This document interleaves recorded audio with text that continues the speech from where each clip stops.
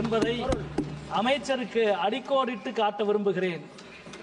India India அல்ல, எல்லா மொழிகளினுடைய சமத்துவத்தில் தான் இந்தியா நிற்கிறது. காசி தமிழ் சங்கத்திற்கு கொடுக்கிற முக்கியத்துவத்தை கல்விக்கு காசு கொடுங்கள் என்று கேட்டால் அது புரியாத உங்களுக்கு எந்த தாய்மொழியின் அருமையும் புரிய போவதில்லை, கல்வியின் அருமையும் புரிய போவதில்லை. கூட்டாட்சியின் மீதான தாக்குதல் தான் நவபாசிசத்தினுடைய கூறு. நீங்கள் கொடுத்த அறிக்கையிலிருந்து சொல்லுகிறோம். நிதி ஆயோக்கினுடைய அறிக்கை வறுமை ஒழிப்பு திட்டத்தில் முன்மாதிரியாக இருக்கிற முதல் மாநிலம் தமிழ்நாடு என்று சொல்கிறது.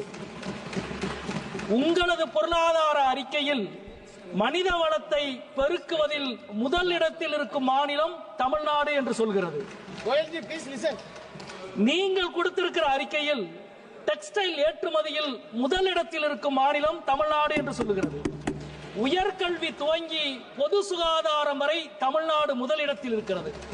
ஆனால் நாங்கள் கொடுக்கிற ₹1 வரிக்கு நீங்கள் திருப்பி கொடுப்பது வெறும் 29 பைசா.